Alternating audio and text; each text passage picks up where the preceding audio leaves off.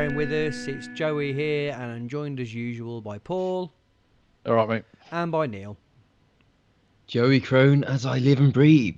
Yeah, sorry, everything's been about a month, hasn't it? Just actual real life making things very difficult for us to record, but I think we should be good to go again from now, although those are famous last words.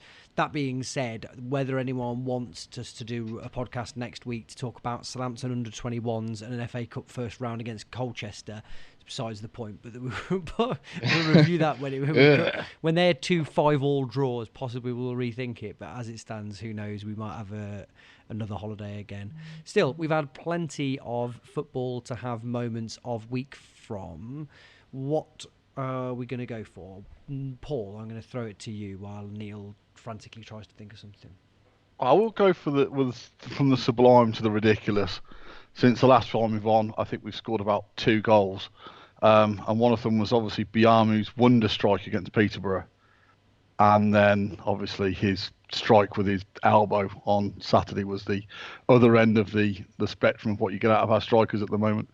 But, yeah, so it was the wonder strike and then the, oh, my God, what are you doing? Do you know what's brilliant about the Biamo wonder goal? He was very, very close to doing it earlier in the game as well, wasn't he? I love that. I love how he thought, oh, today, I'm not just going to score. I will only score an acrobatic attempt. Fair play to the man. He's absolutely mad for it, isn't he? Crazy. Did anyone else think there was just a crushing air of inevitability that Peterborough were going to equalise? Well, yeah. I mean, the problem with Cobb at the moment is there's a sort of that sense when most things happen, and we'll get on to one of those quite later on, but it's exactly the same thing where you sort of know what's going to happen and you're not going to be happy at the end of it. Yeah, I was disappointed when we conceded the equaliser against Peterborough, but it felt so inevitable to me that I kind of just thought, I'm surprised it came that late. Like I knew it was going to come. I was just surprised it took them that long really to actually pull it off. Paul, any more contenders for the moment of the week, given that this week has probably been about a month long? Well, I mean, I like the interesting move from Kwame Thomas, who's gone from Solihull Moor to Doncaster, and then they've replaced him with Biggie. Yeah, doing rather well as well, Kwame Thomas at Doncaster. Just a little. He was fine. I felt a bit sorry for when we let him go. There was clearly a player in there. He didn't quite do it under Robbins. But what I remember, he scored a couple of goals after Robbins came in, and he didn't feel like he was. You thought there was something in there that probably deserved a little bit of time. Well, of course, we were roundly ridiculed because we had at one point suggested that we would be led by a forward line of Kwame Thomas and Stuart Bevan. And that Stuart Bevan, yes. would be. I think that was your doing, wasn't it? The pair that would I don't think I ever promoted Stuart Bevan above shit. Well, I'm not saying. You can listen to it again, but I'm pretty certain. But as time has told, Kwame Thomas now back in the bigs, on his way to the Premier League, no doubt. I wouldn't put it past Stuart Bevan making a comeback either as well. Neil, your moments of the week, please. Moments. I've got a few things. One, I am currently, this is totally unrelated, I'm sat here with 3 drinks in front of me, which is a real weird mix of drinks. I've got some sort of protein thingy that I just made myself. I've got a chamomile tea, and I've got a G&T. Oh, nice. I don't know what I was thinking, but I did it. So that's gonna. If I end up getting a little bit weird by the end of it, even more so, then you'll know what's caused that. This concoction is going to send me around the bend. But that's that. Second thing, I finally put an end to the sort of 3-month-long saga of me trying to get hold of the away kit this week, and eventually, I got hold of it after it come back into stock, and then there was a misprint on it and all that sort of stuff. Got it this week. It's as beautiful in person as I could have imagined, so I'm very happy about that. And the third bit, and it comes from the game at the weekend, and it's kind of related to what Paul was talking about. So in terms of Biamu, obviously, he was desperate to score some sort of overhead or acrobatic attempt in his games back in the team. This week, a very similar ball dropped over the shoulder to Bakayoko, and you sort of looked at it and you thought, if Biamu was in this position, you know what he's going to do. It was basically the same ball, maybe a little bit further. Bakayoko hasn't got that in his locker, and he went for one of the most tamest sort of side-footed volleys, very, very high over the bar, and it was just a little bit stark for me looking at the difference between one striker in that position versus the other. And I'm not saying they should all be able to do Biamu because that's insane, but it was just a little bit of an obvious point when I saw that. I was like, oh, blimey, you just wish it was the other guy in that position, not him, because one has this kind of sort of knack of finding a way to get a shot away versus one who just doesn't seem very keen to, doesn't seem very striker led at the moment. Yeah, that was the other bit.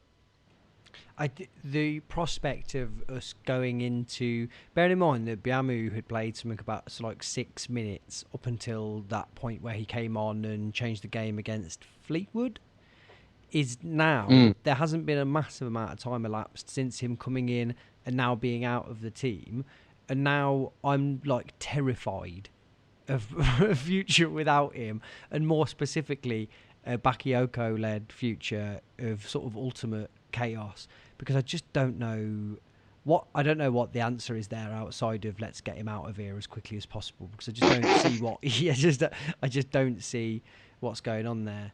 You'd love to sit down with the scout who scouted him and go, what was it? What did you see? No, I think it's really obvious, isn't it? Is that on paper? Is it? Yeah, of course it is, because on paper he's got the ability to be perfect, hasn't he?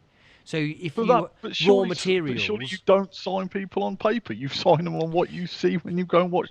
The whole point of a scout is you don't look at a piece of paper. You go and look at the player in the flesh. But if you've got an inadequate amount of money to do a job with, do you buy a finished article who's never going to get any better but is going to be subpar?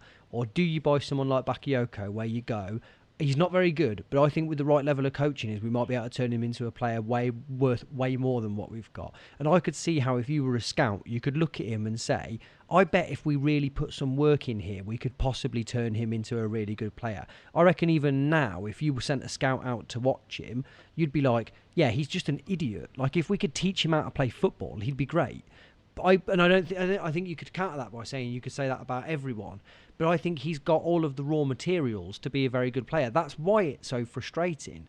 If he wasn't so obviously athletic, then it would be much less of a problem, would it? But it's the fact that he's so strong but doesn't cause any physical problems to defences, that he's reasonably quick but that he never tries to get past a player, and that he kind of, there's lots of things that he could in theory do but isn't able to do all of them. And I think, even if not in theory, like if you look at the good bits that he's done for us, obviously it's surrounded by all these bits that frustrate you immensely, but the good bits, so when he does finish, or where he finds the top corner, or where he flies in for a header, or where he scores goals by just sheer determination just to run at the goalkeeper, these bits, you sort of think, okay, and this is why sometimes we get a little bit excited about him, and we have done occasionally. But after the game, we're like, actually, if he can just do that again, his issue is it's so fleeting, it will do it, and then, like you say, it's the rest of the stuff where he goes back into his shell, and especially at the weekend, we'll go on to it, but when you look at it, you see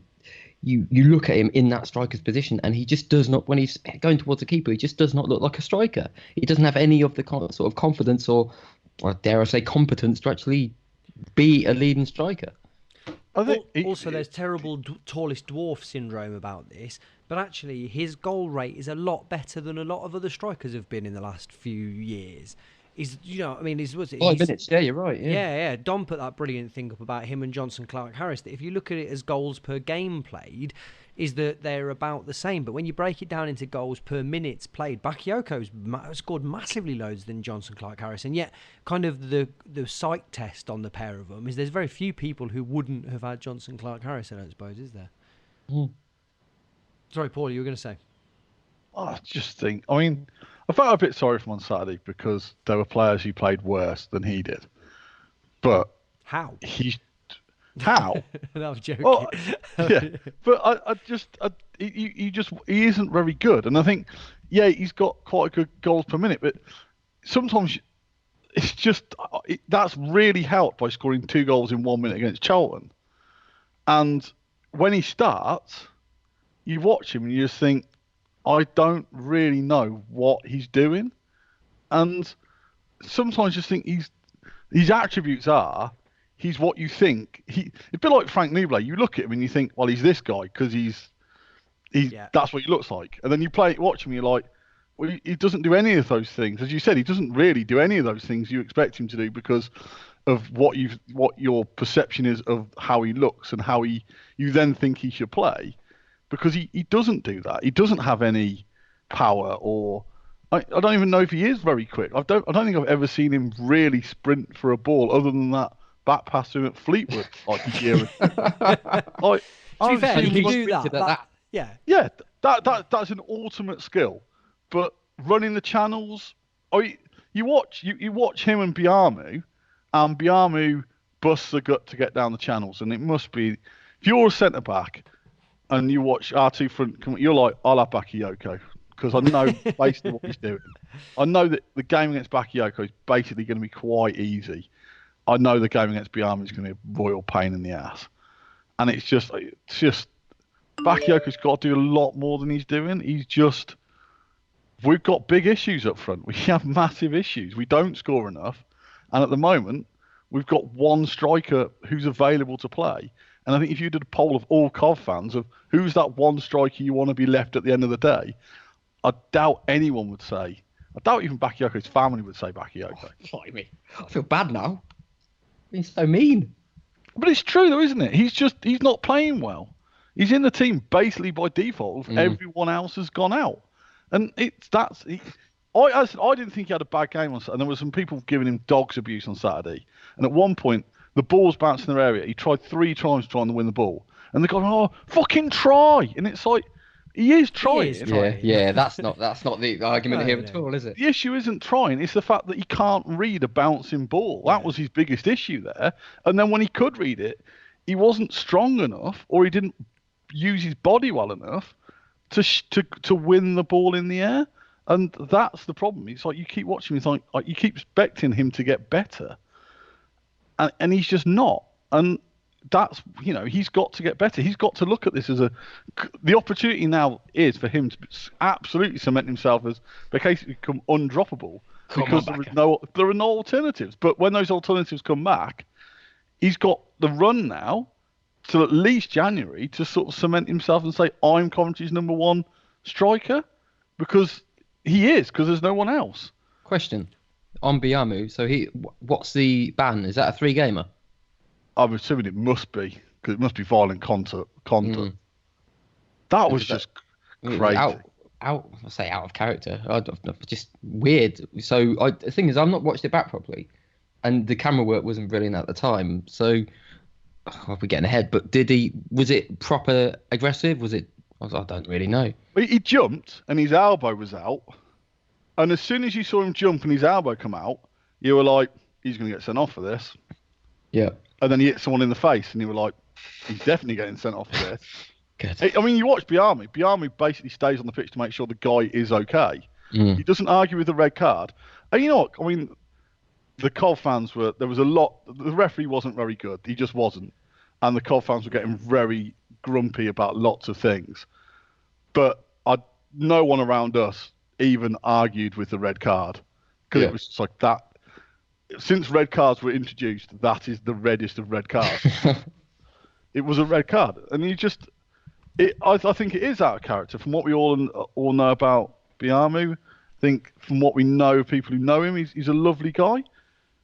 But that doesn't mean he didn't do something completely rash and stupid on Saturday, because he did. And the problem is, he's been playing well, and you watch him, and against the Peterborough game, not only did he score, he obviously created one. The game before against Fleetwood, when he came on, he obviously caused the penalty, and I think was involved in the winner, or if the winner was a penalty, involved in the equaliser. He's a player because he's a focal point up front. The ball goes to him, he wins the flick on, or he makes life difficult. He challenges players. He puts them under pressure. There's no respite from him. He's an absolute workhorse who gives us a platform to build off. And you've worked, you've come back from your long injury. You've sort of been in and out of the team at the start of the season, not really sure where you've been at. You were shoved on the left wing pointlessly against Bolton. You've been in and out of the reserves, but you've been getting match fitness. You've come back into the first team. You've cemented your place as a key player, and now you're missing for 3 games. And I understand he's going to be missing the Colchester game, and then he'll miss Rochdale, and he'll miss Sunderland away. And you're like, or is it Ipswich at home? You know, he's missing either big way, game. we can confer big game status on any of those 3, can't we? Yeah, and that it's if you're going to get sent off, don't do it stupidly.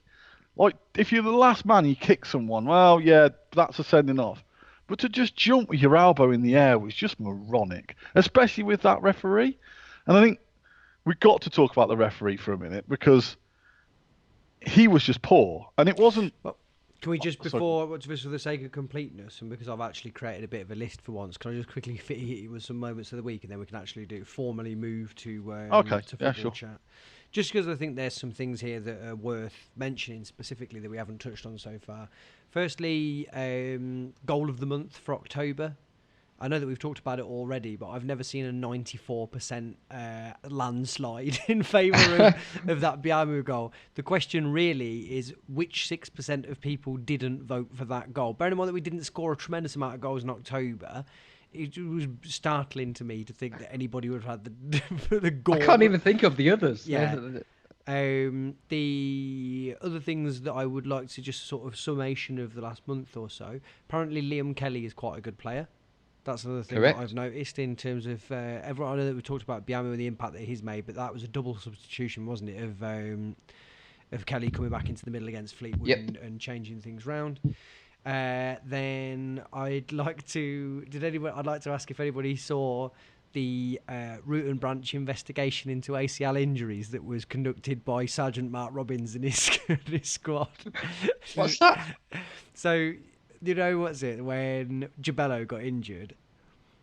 Is that Gareth Keenan Robbins said that there would be a full and frank investigation as to the reason for the players kept getting so many ACL injuries.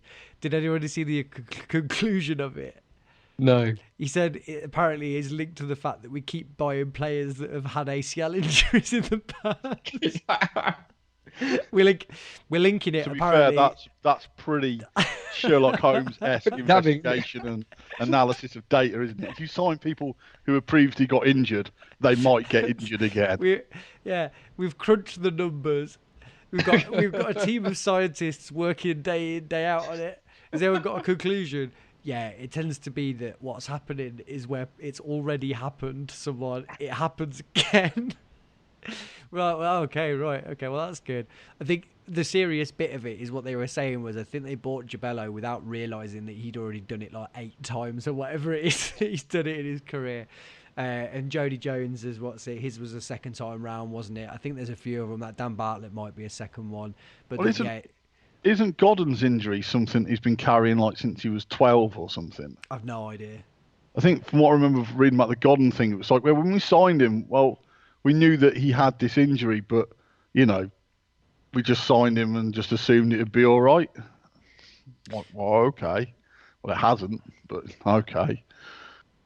The final thing that I wanted to mention that we haven't touched on just in terms of actual great things that have happened, and it probably seems like it happened an awful long time ago, and it was, but we haven't potted for a long time ago, is the two-tone shirt.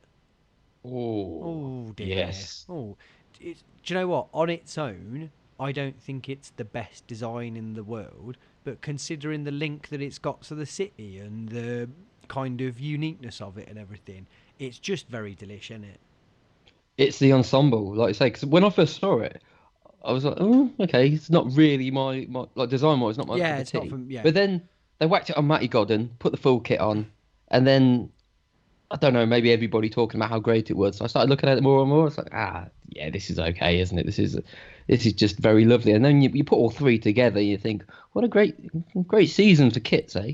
Well done us. Yeah, did you see that website that's ranked all of the top 100 current European kits? I think they've given possibly the away one, actually, I think was 5th in the world or something, which is entirely spurious, subjective kit designation. But is what it is. That I just think as well as there's something nice, not commerce in itself, But there's something nice about people being so excited about it that it's sold out in 2 seconds, and people are queuing at that big Tesco to go and get it and everything. It's nice to see the club getting things really right, and it feels like this is something that people had to put time and effort into and that thought about it. And I just think that's nice, isn't it? But yeah, I think that, like you say, it's going to be a long, long time till we have a fleet of kits this season as good as these are. And as brilliant as they are, and as much as I love all three, I know that I'm destined to not get any of them because I play the game of chicken that I always play, waiting for them to go sub 30 quid. I'll be like, Have you not got any yet? No, I haven't got any of them yet. I know that that I'm going to be there in like April, just like, don't sell out, don't sell out, don't sell out. You'll be there. You have to get the training top, won't you? They can just reduce them to £32, then maybe that's the budget where I'll take it. But yeah, no, I haven't got any of them. Yeah, right, let's move on to real life football matters. Paul, right, so we were talking about refereeing inadequacy, Biamu. Well, actually not Biamu, but the rest of the game. Well, yeah, I mean, the referee, he was poor. He was poor.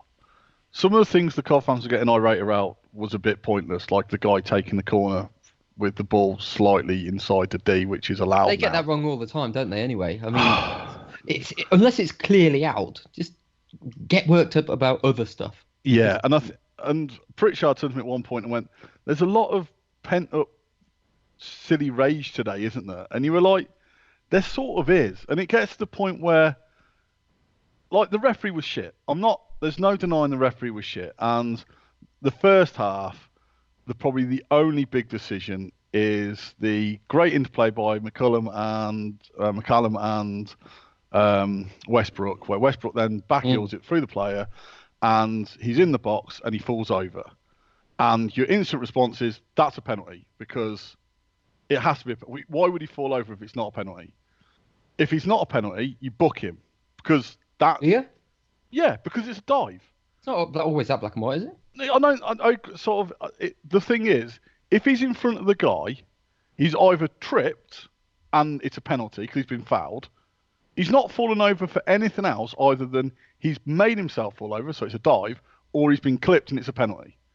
Why else? He's not going to go down because he's stumbled. He stumbled, because if he is, then we've got great problems with an 18-year-old who can't run. You know, my daughter's 4; she can fucking run without falling over now. So it's a case of he's either dived or it's a penalty, and he then just gave a free kick against him for handling it, I think, afterwards. And you're like, you bottled that. And I've watched, and at the time he was running away from us. There's a guy in between. I don't know if he was tripped or pulled or whatever. I've seen it on the. I know everyone else has seen it on the video and absolutely convinced it's a penalty. I've seen it on the video. I still don't know if he was tripped, pulled, or fell over. I don't know. I'm sure everyone else has got their own opinion. Most COD fans are obviously 100% penalty. That's fine. I think if it's anything, it looks like he's more pulled back. But it's just, I don't know. I don't know what your two opinion on it, because obviously you both watched it probably 100 times on TV or on Twitter like the rest of us have. Opinions? Kind of like you. I mean, I don't really know. It looks like it should be a penalty because, like you say, he's in a position where going down isn't like really your number one option. You kind of want to carry on, so it feels like a penalty, but we're not really privy to any more replays other than the one that we got, and it's not the greatest. You know, you look at it and you can't be sure, can you? I mean, but to then give a free kick, so you're saying it was for handball? I thought he'd give a free kick because he then thought he fouled the guy after him or something like that. But either way, it was a bit of a baffling one, really, because free kick against McCallum was the last decision I thought he was going to give. Joey? I don't know, really. To be honest with you, I've watched it once and then not over and over again. To be honest with you, this is a temporary thing, but I've become very, very, very bored just recently because of VAR, of this kind of. I don't know how many more times we can watch replays over and over again without it driving me mad. But I think that will pass. I think it's just the fact that there seems to be more talk than ever before on a subject that has already been speculated about so much. No, but what's it that I can't be drawn. I watched the McCallum sending off and the elbow. I watched them once each and just thought I can't bear to get suckered into this. And I'm probably not in the right forum, bearing in mind that this is exactly what we're here to do. But that I thought I would leave you guys to talk about this one, because this weekend has just done me in. Well, that's fine. I think we had a big discussion at work about the whole Gomez and Son and the other lad who was involved from the Spurs point of view. Aurier. Yeah. My I couldn't colleague watch was it. my colleague was like, well, so what's the name of the other guy? Aurier.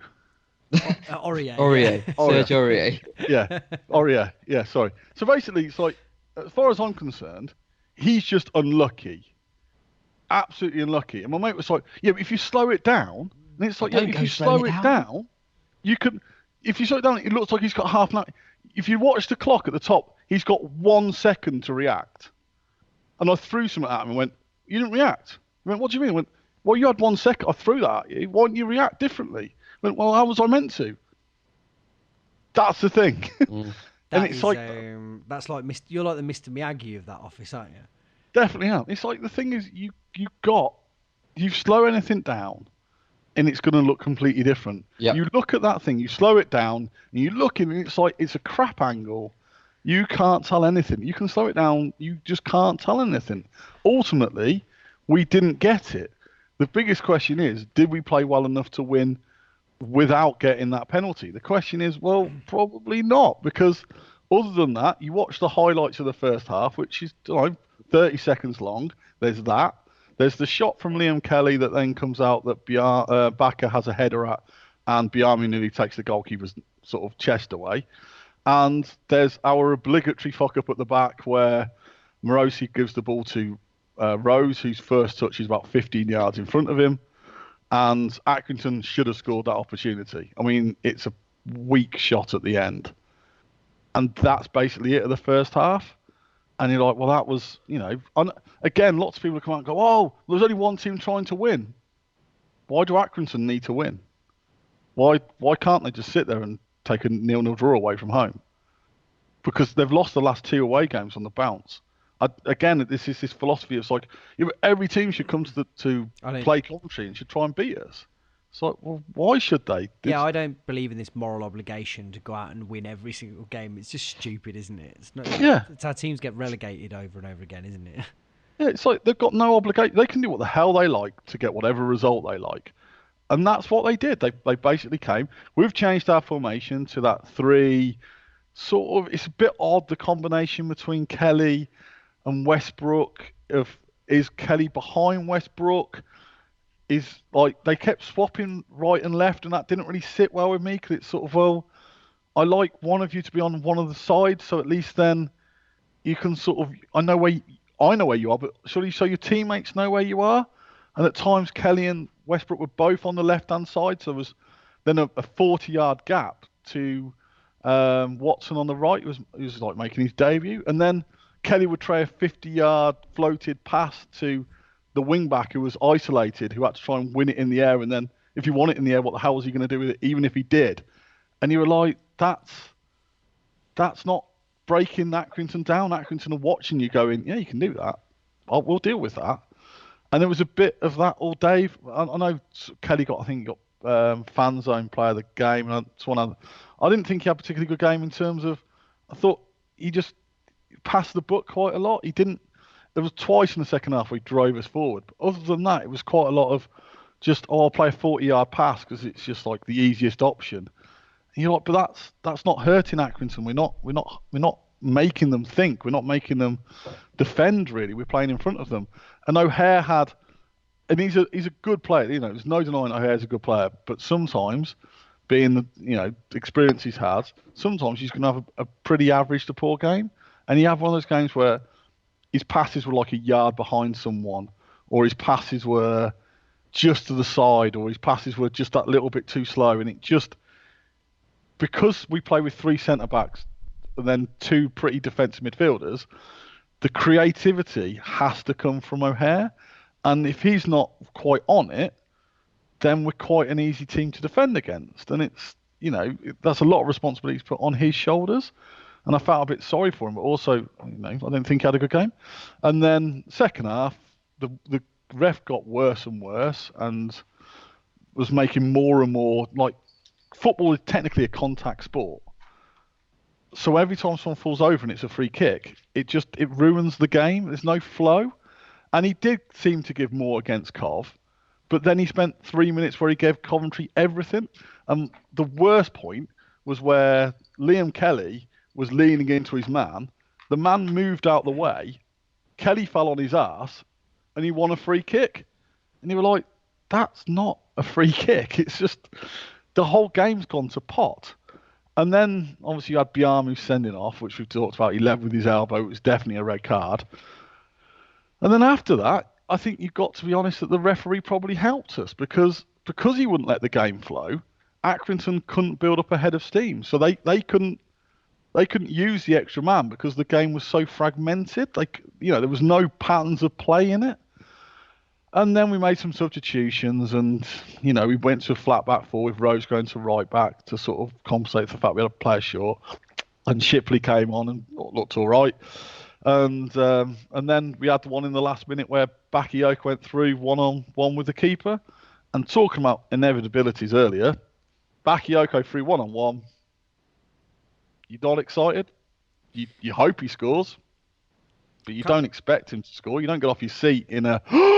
You get off your seat afterwards going, oh. Yeah, and that's where we're at. There can't be a lot of people in the stadium watching Bakayoko bearing down 1-on-1 and a keeper thinking, this is it. I think the person who's probably thinking, this is what I really want now, is the opposition goalkeeper. Yeah. And that's, the crux of it is, in the last 13 games, we've drawn 8 of them. The first 10 games, we got 20 points in our first 10. In the last 6, we've picked up 6 points. In the last 6 games, our form is worse than Bolton's. And I know from talking to people that we should have beaten Peterborough. Apparently that was, we were the better team. But you can equalise that. We probably shouldn't have beaten Fleetwood because we probably weren't the better team. For a good 60 minutes, Fleetwood were. So, these things do average themselves out. We've got to work out a way we're gonna score goals with only having Bakayoko fit, which we've got to get a lot better at our set pieces, which, as per usual, still aren't threatening. We need to we're in a great position with 6th, but it's a long period now between now and January when we can bring in reinforcements for the strikers, and we've got a couple of tricky games coming in. We've got to work out how we're going to get through this spell and pick up the results we need, because I said we've got Ipswich and Sunderland coming up. Even Rochdale at home is not going to be easy because we don't score a lot. So the Ipswich game, the Accrington game wasn't a great game anyway, but we've just got to work on this now because it's not been great for for about 2 months. I want to bring it back to something that I've found I've been thinking about over the last few weeks, but I wanted to get Neil's opinion on it. You talked about O'Hare there, Paul. Neil, what have you made of O'Hare in the last 3 or 4 weeks? I think he's exactly what I sort of expected. Without looking too much at the detail, I think he has started to kind of sort of settle himself down because he came into the team and obviously he was this brand new player and he was trying lots of different things, and he's kind of in a weird way stabilised his performance a little bit. They're kind of plateaued in the sense where we're not getting the major sparks, but also he's pretty trustworthy. I think the game the other day, I completely agree. I think but I'm not going to hold that against him in the same way that when I look at the whole team, I kind of felt like they were all having off days. It wasn't just like one isolated player. You actually had every other player kind of missing their margins. You had Michael Rose at right back. Just his passing in the first half was terrible, which is odd because kind of as a back unit, that's one of our strengths. I think just the general sort of control over the play. And I know some people don't agree, but I think we do look superior with the ball. But the other day, you had most players on the pitch having off days, and O'Hare was one of them. But I I'm still very excited about him. In a really strange way, I miss having him as a sub. I just having that ability to bring him on for I 20 do a minutes or bit. so. Yeah. It's a real. I just want him on the pitch, but also that option as a sub. Because when you looked at the bench the other day and you realise, I mean, we're struggling for players at the moment. And you realise your option is Castaneer to come on and really, obviously Jordan Shipley, I think, is a great player, so you can bring him on. But from attacking sense, who's your maverick? Who's going to come on and do something? You've got a major punt with Castaneer, and that's kind of it. Whereas before we had O'Hare coming on, who was clearly a really good player and desperate to do something, and it was such a real. It was not a novelty. It was a real sort of burst for the team when you could bring someone like that on, and he was doing the job whenever he came on. He was getting goals and assists and stuff like that. So it's a bit of a shame for him, but at the same point, obviously you can't not play him because I think pound for pound he's one of our best players. And the other game wasn't just about him having a poor game. It was actually about every single player. And I don't know quite how wet it was on the pitch, but I felt like it seemed like people's control was off. The ball just seemed to be skipping a bit more, and we were struggling with that. And overall, it was just a below par sort of individual kind of performance. But we still had loads of possession. We still, I think, look superior. But as Paul's already mentioned, we have issues up front now. The thing I was thinking with O'Hare is I just think that, has anyone watched any of John Fleck playing for Sheffield United? Yeah, I love it. Is John Fleck and this is in inadverted commas time here, a Premier League player? Can I say yes without ruining any anecdote? No. So there's no anecdote to it necessarily. I agree with you, but I think the same is true with O'Hare. I think that with Fleck, I saw Fleck have awful games in League One when he was playing in a disjointed, pointless team. And then I've seen him have games where he's excellent in the Premier League, where he's playing as part of a cohesive unit. And I feel a bit sorry for O'Hare in the sense that I think he's running the team at the wrong time. Is that all of a sudden he's got an interchanging, injured set of forwards in front of him. There's no cohesion. Do you know what I mean? There's too much changing for a player who I think would like a settled set of options in front of him to know what to do with. And I think that his quality has dropped off in recent weeks, but I think it's almost been a bit unfair on him because I just think I think it's very difficult in that position to keep changing what it is that you're meant to be unlocking, if that makes sense. I think he's looked in recent weeks way off what Ena Bakari looked like last season. Ena Bakari pretty much week in, week out had the same set of people around him and in front of him, didn't he? I just think it must be really difficult for O'Hare to kind of be... I sort of feel like he needs to be our saviour at the minute because there's such a dearth of attacking options. And I sort of have to keep reminding myself, although I want to see more from him... I think he's been really good, by the way, overall. But I sort of want to see more from him. But I kind of think I also don't really blame him. I just think it's very difficult sometimes, isn't it? No, I think you're right. I mean, in terms of positions, his change over the last couple of weeks has probably been the most extreme, where you see he's having to jump from he was on the right for some periods, he's been on the left for some periods, he's now moved into this like 3-5-2, 5-3-2 kind of formation, which obviously adjusts his role. There's a lot more interchange, and the focus is very much on him. And then when you look at the players ahead of him, when he first came into the team, he was kind of interlinking with Shipley, Hinawula and Godden, and those were the players around him. Now he's got two supposed brutes ahead of him and no one else really. I mean, obviously you've got the right wing backs, but that's kind of fleeting in terms of their involvement. So I totally agree. Actually, I think it's been a tricky period for him to get any sort of settled momentum. But I think he's good enough if we can settle on a formation. As much as I agree that we had to make the change with the players that we've got and the personnel that we've got, we needed to change to 3-5-2 because we just didn't have any other option. I think what will be difficult is we could then start having to kind of each week adjust and just do the whole sort of horses for courses things, because yes, it works in the second half when you need to adjust things and you need to fix things, but we want to go on a run and we want to build something. I don't know if you can do that if you keep changing formations all the time.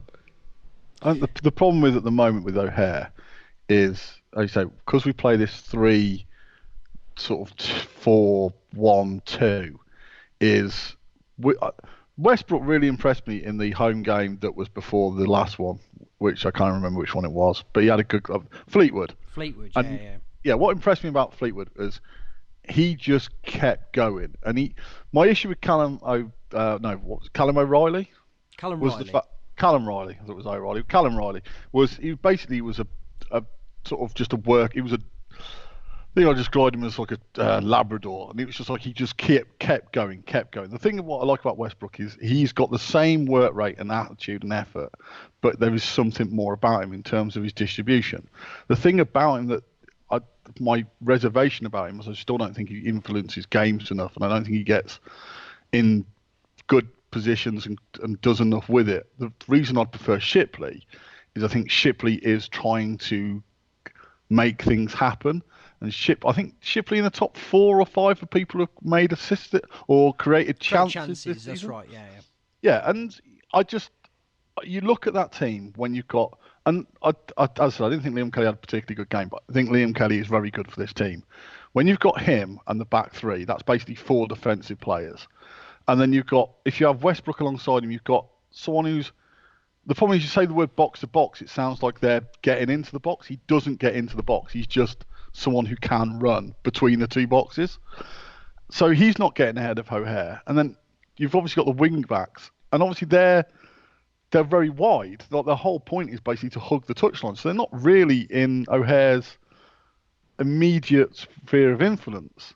So the players who are actually around him a lot are Biamu, who we've discussed this in the past, isn't the sort of guy who wants to run in and behind. That's not his game. He doesn't want threaded through balls, does he? That's not what Biamu's after. And then Bakayoko, who is Bakayoko. We've discussed him and what Bakayoko is earlier. So you watch him and you're like, if he had someone more on his wavelength, more wanting to do more, who can both create the space for himself but also themselves, then O'Hare's probably going to look better. The other thing we've got with O'Hare, and we've discussed this ad infinitum over the 7 years we've been doing this, he's still very much a kid who hasn't played a lot of games.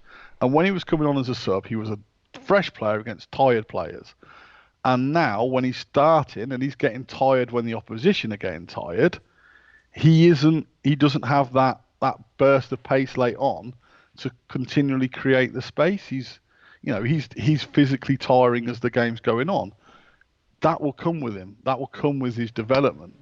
But fortunately, we're relying so much on him to be the creative spark, we can't really afford him to not be involved in the last 10, 15 minutes because he's blowing out of his arse. And the other thing is, he obviously doesn't rate Castaner because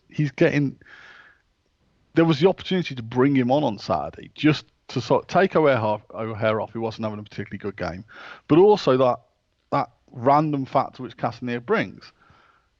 And it's just, we're still no closer to actually understanding what he was brought in for, what role he's got. And he's another one like Bakayoko. He's really got to be looking at the injuries and saying, this is my big chance to actually get into this team and stay in this team and actually have an influence. You would have thought he's going to start tomorrow against Southampton's kids. You would have thought there's probably a big chance you can start him up front if you're going to continue to play 2 up front. You might as well shove him up front against Colchester. I mean, to some extent, the Colchester game means absolutely nothing to no one, does it? I mean, yeah, always nice to get through. But if we don't, is anyone going to be that bothered? No. Not me. Castaner, for me, the novelty, and I know that we've laughed and joked about Castaner so far, the novelty is now well and truly worn off for me. Castaner is like playing 5-a-side with someone who's not good enough to be hogging the ball as much as they are.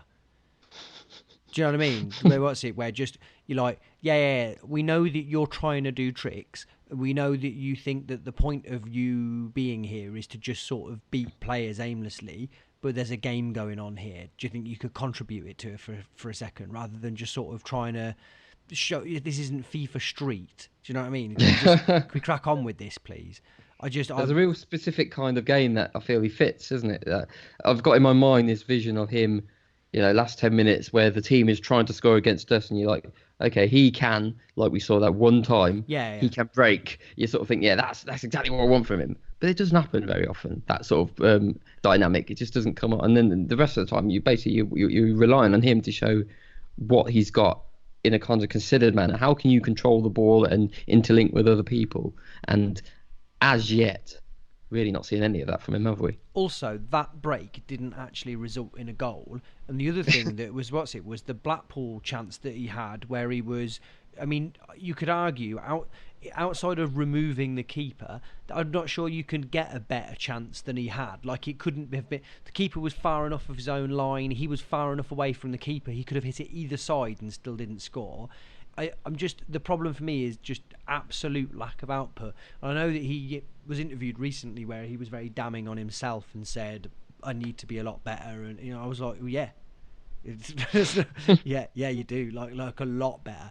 Even just be less selfish, because actually I think that when the formation that we're playing at the minute, in my head, a number 10 in that sort of thing, I think you need to be like a real maverick, where you need to be kind of like a League One Ronaldinho. And Bakari, isn't it? That's exactly that. I'm not even sure, because I think that was what he was doing last year. But I think he was reasonably controlled, wasn't he? I think there was enough backwards passes from Bakari that he wasn't so insane as to just do whatever he wanted all the time. I thought he eventually linked play reasonably well. But I think that with wing backs and whatever else, I sort of think your number 10 has to be a kind of like another not jobless, free of defensive responsibilities attacker, but that largely he's playing number 10 because he's not an out-and-out striker. It's like it's some total magician, effectively. And I think that's where O'Hare is unfortunate, because I think O'Hare is much more practical than that, and that requires there to be players around him to either thread through or linked with, and I just don't think that really he's got that around him. And actually, the point I was making is that now really should be the time for Castaner. Castaner, in theory, if he was a much better player, would be perfectly suited to that number 10 role, where you just said to him, listen, Bakayoko and Biamu can be relied upon to do a lot of your work. Like, they will soften up defenders and they will pull people out of position, and Biamu will certainly. Now is the time for you to get in, use the space, and to make a real difference. But that I wouldn't trust him as far as I could throw him. Well, let's see. So tomorrow, that he's playing tomorrow. Surely they're going to put him in. Let's see if he can go absolutely mad. Let's put him against under 23s and just fucking get some confidence and see if he. I don't trust him like you. I don't trust him to do that over a considered period of time, but just for a couple of games, just feel good about yourself. Go in, and because we need him. Like, we don't have any options, and as I don't really know what his position is, but I've been kind of touting him as an alternative striker while we don't have any other options. So it's kind of like we need. Like the other day, I was thinking, let's just bring him on.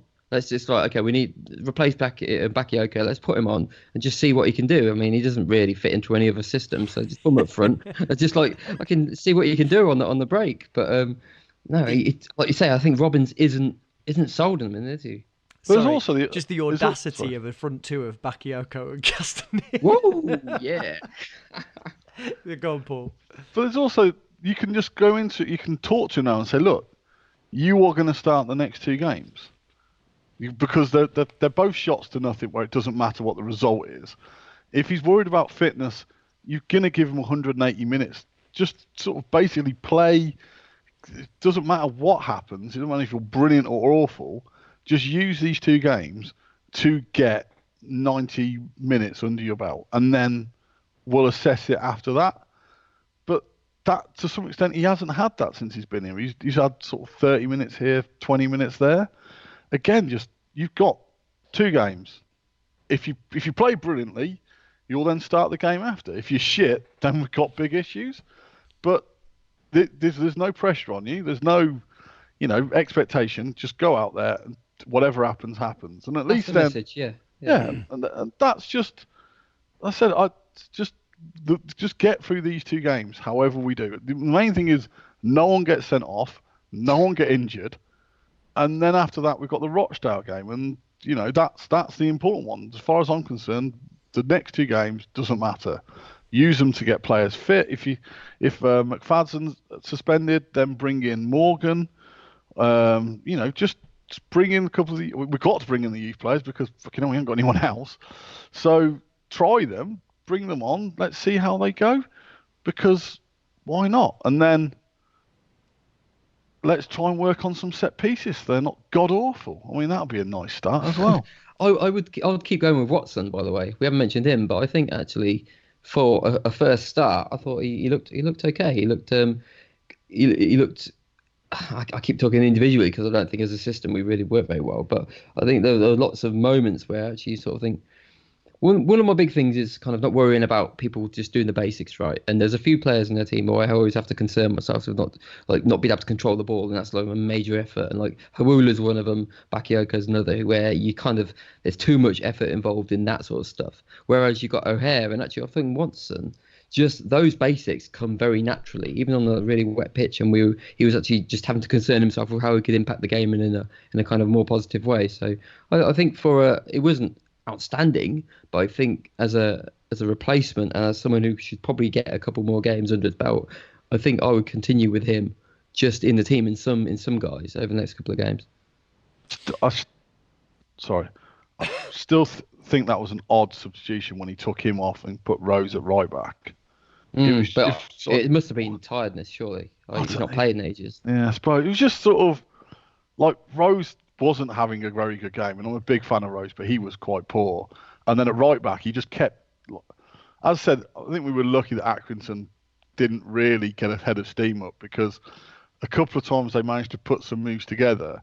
They dragged Rose all over the shop, and I think if they'd have had a proper run at it, they would have, because their left back, it was a bit of an not a sort of natural looking left back. He was about 8'4", skinny as anything. I mean, obviously he annoyed the Cov fans because O'Hare ran into him. He probably did make a meal of it, but he just looked like a good player. And you just thought if they'd have got that unit running and properly organised, then the game, we would have probably held. It could have been quite interesting. He would have held on. But as I said, luckily the referee never let the game flow for more than 20 seconds. So, Accrington couldn't build up a head of steam. I mean, everything else you take out of it, we're still sixth. We haven't really got going for, as I said, basically since about the 17th of September. We've been treading water. We haven't got going. My issue is, I remember the Mowbray season. It's like, it's all right, we're still in the top six. It's all right, we're still in the, and then suddenly like shit. Yeah, 10 points out of the top six. And you look at the teams around us, and quite a few of them below us have got games in hand. If everyone wins their games in hand, we'd probably drop to about 8th or 9th. So it's not plain sailing, but we are still sixth. There is something there. We're still not really conceding goals. We're not losing. We just need to work out Jody Jones to come back at some point. I can't wait for that. Yeah, I love him. I'd send him out on loan. Why would you do that? Because I think he needs. The problem we've got is the expectation on him to hit the ground running is massive. When he came out last time, I think the problem is we need an attacking player, and I think a lot of people have got Jody Jones in as coming back, and I think he's basically been out for 2 years. If you look at it properly, he came back for a couple of games last season. Scored, yeah, but basically his ACL went again. Ergo. And you watched a couple of those games, and you were like, he doesn't trust his leg. He just doesn't trust it. And then it went again, and you were like, okay. So he's virtually lost 2 years of his career. I think you send him somewhere, like, even if it's somewhere like Nuneaton, and you just say, look, you come to Wrighton for training. We get you but your matches are at Nuneaton. You play 5 games there, 10 games, but you start every game. You get fit, and when I'm saying fit, I mean naturally you get fit, and then if you're a really good player after those 10 games, that's a bonus. But what we need to do is get you confident running with the ball for 90 minutes. Do you not think he can do that? I feel stupid asking it, but do you not think he can do that in our under 23s? Let's just keep him away from. But in terms of just natural confidence and just get him playing and know, right, you're going to be in the under 23s now for 2 months. We just want you to worry about just playing football and feeling good about yourself. Do it there. It's a stupid question because now I just love the idea of Jody Jones playing in non-league and the opposition having a tactics board that's just got a picture of his knee on it. Oh, fuck. Just a big fat manager with one of them sticks, just tapping at it, just being like, your game plan today is to hit this as hard as you can. Oh, poor Jody Jones. Right, okay, we've got to go and talk to Dom, and then we're going to do the world's fewest amount of the, admittedly, quite a lot of questions that we've had on Twitter, and then we'll wrap up. Hi, Dom, thanks for joining us. Hey, good to be on as always. So, Colchester on Saturday, first round of the FA Cup. What are we to expect? So Colchester have been quite an interesting club over the past 5 or 6 years, mainly because their owner decided at a certain point that he wanted to integrate the academy more into the first team.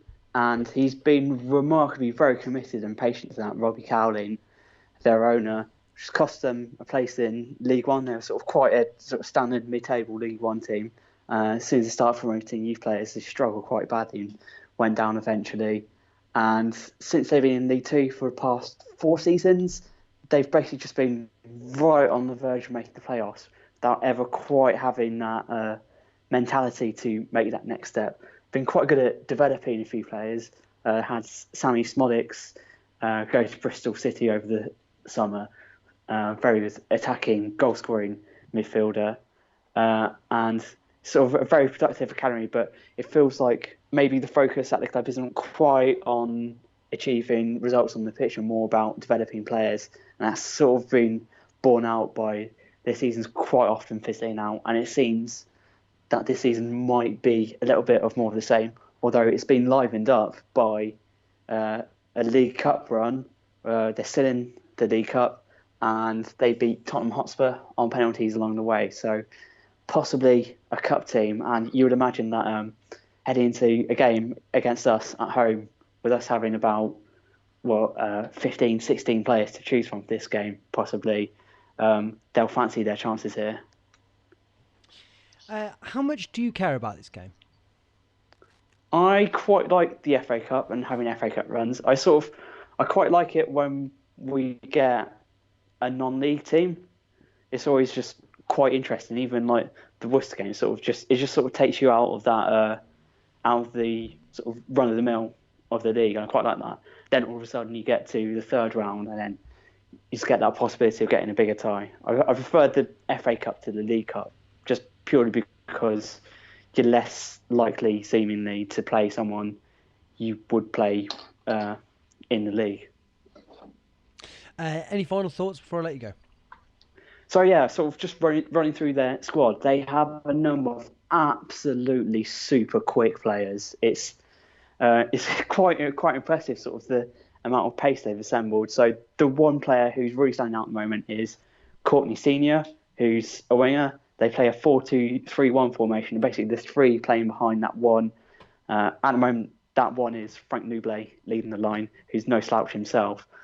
But they've got Kwame Poku, who they signed for non-league. He's having a breakout season. They've got Callum Harriott, who has played most of the past few years in the Championship.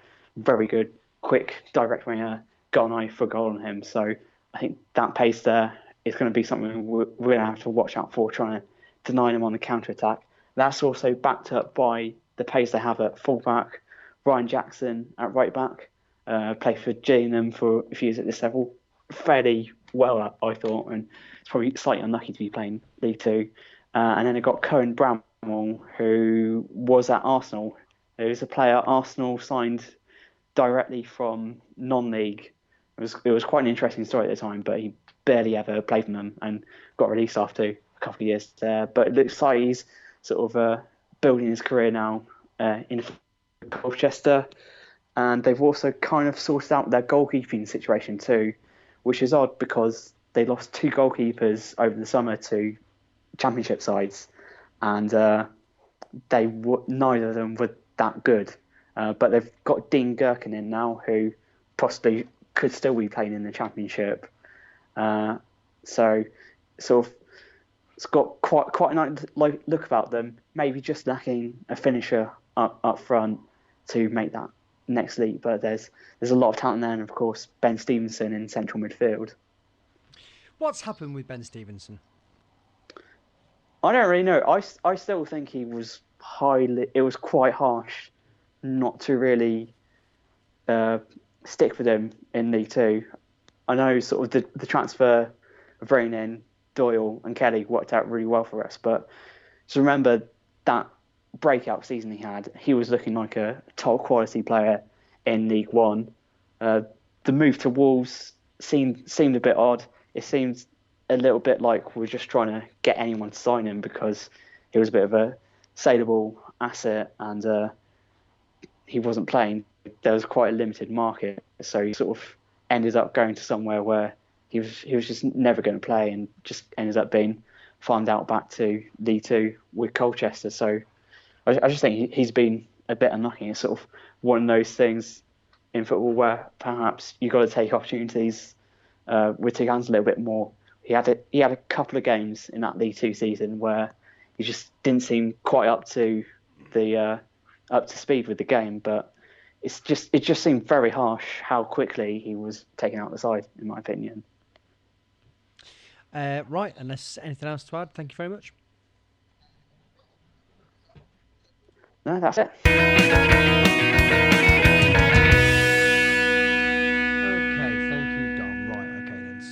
Let's have a look. Questions for the guys. Sky Blue Hub on Twitter asks, what do you think is the best position for O'Hare? We sort of danced around this, but do either of you two sort of want to put a very quick, firm answer on that? Number 10. If we can somehow play that, so in the previous formation that we were working with, I think that's where he plays best, but we don't have the other players around it to currently play that, do we? So I guess we do, but then it means you've got Kelly and Westbrook or Shipley. I don't know what I'm saying. I want him as number 10, please. Paul? I quite like him on the right of a midfield three. Yeah, I just thought say the same thing with Shipley on the left, and yeah. I think also just because I think he suffers a little bit from the Bayliss thing, where I think Bayliss was always better when he was facing the goal and was carrying the ball. O'Hare, I'm not sure he's the best on the half turn, and I think he's better when he's already sort of he's coming on to the ball because he's like balls in front of him. I think he's key to us having a sort of good end of this like calendar year, but I think that I'd prefer to see him a little bit deeper. I like a player like him not having to be the fulcrum of everything. I want him to be a cog, like a really good functional cog in it. So I think when he's looked really good to me is when he's played a part, be it at the end or in the middle of it, of like sort of incisive one or two touch moves. Does that make sense? So rather than it having to be like he's playing the killer ball or some sort of like, actually it's about kind of the work of the team and sort of his ability to sort of pass, move and get through or be on the end of something and tap it in or whatever, rather than it being this sort of Steven Gerrard idea of kind of give him the ball and let him put his head up and like do a magical thing. I'm not sure he's that kind of player really, is he? No, I think what he's best at was when him, Walsh and Shipley were quite close together. Yeah. And the problem I've got with the system we're playing at the moment, and it happened quite a few times on Saturday, is there can be a massive gap between Kelly, Westbrook and O'Hare. And I think O'Hare is the sort of guy who wants someone who can play a 1-2 with. He wants someone, he can beat a man, but I think his preferred way of beating a man is basically off the ball with someone else having the ball so he can then find the space. And the problem is when we play with him and Kelly and Westbrook in the way that we were on Saturday, is the ball's got to travel like 20 yards from Kelly to get to O'Hare. And that's not what he wants. He wants snappy, short interchanges, not long, readable passes. Dave Clare asks, if Hawula is fit on Saturday, do you prefer a front two pairing with Bakker in the current wing-backs formation or revert back to the 4-3-2-1 with him out left? Neil? I'm not so much thinking about Harula when I'm thinking about formation. I'm more thinking about defenders, how we can play that, to be honest. Because we've only really got two centre backs who are first choice. But this is all balanced by the fact that we don't really care about the match, do we? So No. we can probably put in a younger centre back and then keep going. Like, it's kind of going back to my previous point before. I want to start building something that's going to work for us over a period of games now. I don't want to keep just jumping between formations because you'll never build anything which is going to be able to work. So I'd like to have a little bit of foresight there from Robbins in terms of what he wants to try and work on and how we can potentially just build a little bit of consistency again. So I don't want to dismiss the question, but I will, because Kahula is not in any shape or form in my thinking at the moment. He will get on the pitch because it's Hawula and he's technically first team, but I think we've got other things to concern ourselves with. Have we talked about this and I've missed it? Have we talked about how god awful Carl McFadzean's been in the last month or so? He's barely played, has he? So that when he's been on the pitch, though, is that it's been the reason that's popped into my head is because I have not wanted to watch Hiwula play in the side for quite some time. And that's not to say that I don't like Hiwula, because I think that he is capable of really, really good stuff, and I like him nominally as a player. But for whatever reason, at the point where he fell out of the team, he was just playing badly for a very long time. And what was amazing, in the really quite a show of great captainhood, is McFadzean took all of the heat off him by only ever being involved in calamitous penalty givings away, or just giving the ball away needlessly over and over again, or just generally being just like a absolute shadow of what I imagine he must have been. One of them players that is absolutely clearly not the player that he used to be. Surely, I have a concern that he's Arjun Dazu. He's the next version where we've picked him at the wrong point, because like we were all very excited and he was very highly rated when he came to us. But like you say, he has been involved in a lot of mistakes, and I think the issue I have with the mistakes is they are very predictable. And as you're watching it, you see the mistake is about to happen, and he continues to proceed in making that decision. You sort of think, well, this isn't the act of a 32-year-old defender who is supposed to be captain. This is actually really quite rash. It's every game. Defenders, more so than any other position on the pitch, go off, don't they? Like like there's a point where they turn and then they're not that anymore. And I just worry that he's basically, Burton have realised that and have sort of capitalised on it as best as possible at a time where people still thought, bloody hell, you've signed one of our better players here, and Burton have been like, no. You know, like Bastian Schweinsteiger leaving Bayern, where they were like, God, I can't believe you've let him go. And they were like, no, you're right. We really had to think long and hard about that one. It's the David Burrows syndrome, where that's who I always think. Yeah. Yeah. End of one season, he's a good left back. Start the next one. What the fuck has happened to him? He basically had that season where he had to resort to just defending exclusively with elbows, didn't he? Because he couldn't keep up with anyone or anything anymore. I'm going to go completely against type here, but I actually thought he was potentially up there for man of the match on Saturday, in terms of it was the first time this season where he just did exactly what I wanted him to do, where I think he won virtually everything in the air. Yeah. And he just kicked everything away. And I mean, I said he's defending for their chance where they probably should have scored was quite poor, because he basically just let the guy run into the box and have a free shot. And luckily the guy's completely scuffed his shot. But I think he's been a massive disappointment. But on Saturday in that system, where he wasn't relied on to do anything. I think the problem is he's almost like, I'm 32, I can play out from the back. You can't and don't. And I think on Saturday, again, what I noticed is we played a lot less passes around the back 3 or 4. We went a bit longer again from the keeper.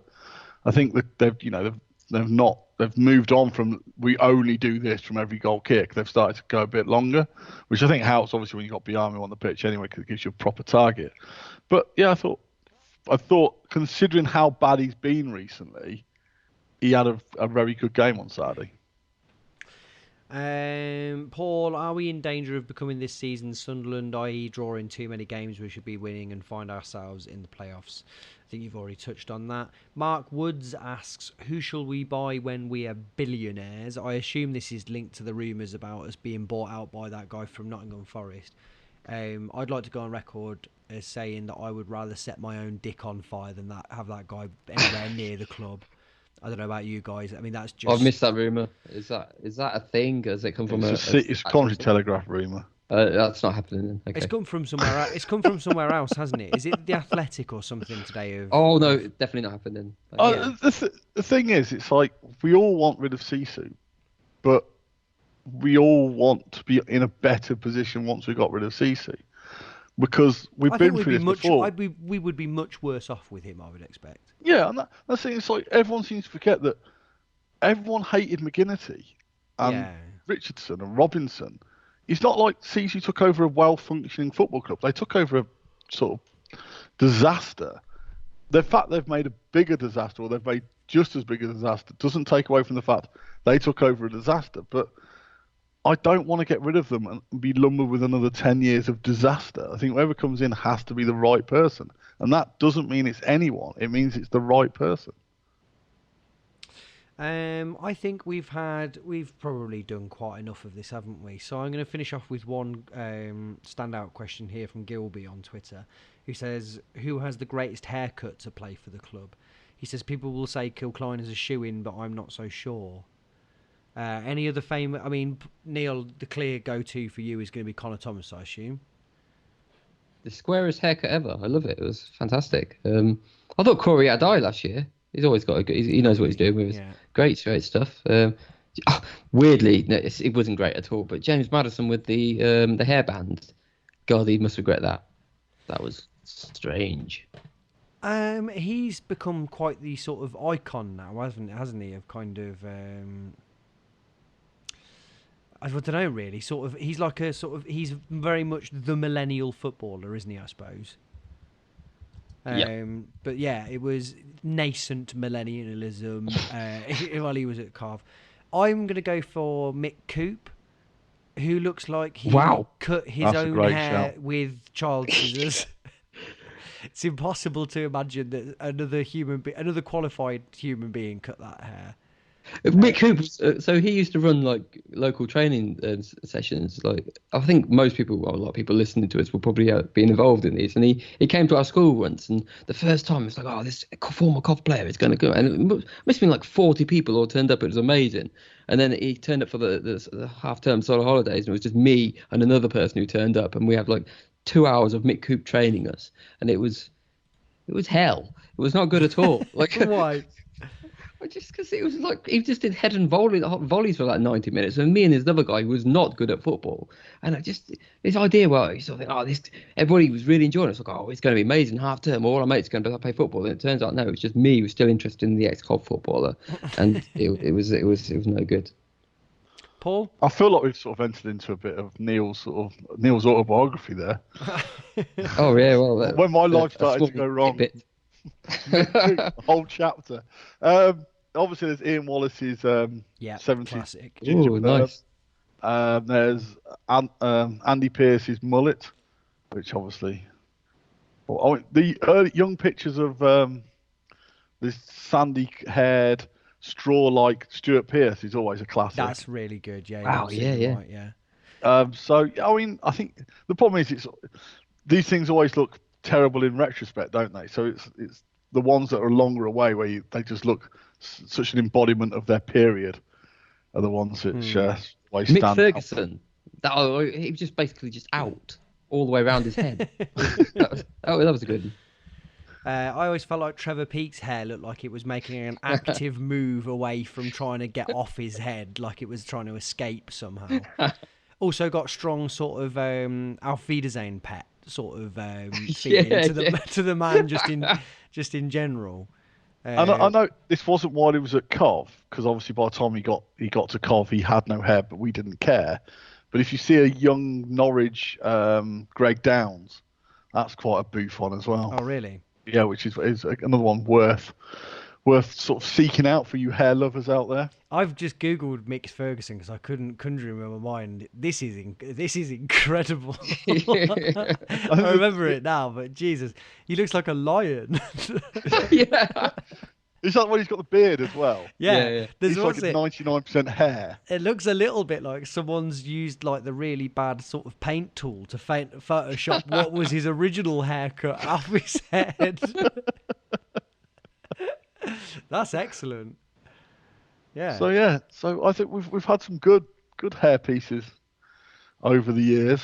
There's got to be a lot that we've missed. So if anybody wants to send them yeah. through on Twitter at Nii Lamptey Show and remind us. Ideally a of some of the picture. classics. Yeah. Ideally a photo. Yeah, let's get a perfect picture to embody sort of, what you see. Right. Okay. So the hair. Right. Any final thoughts before we go into the international break?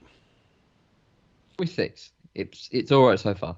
Yeah, you're right. Right, Paul. Thank you.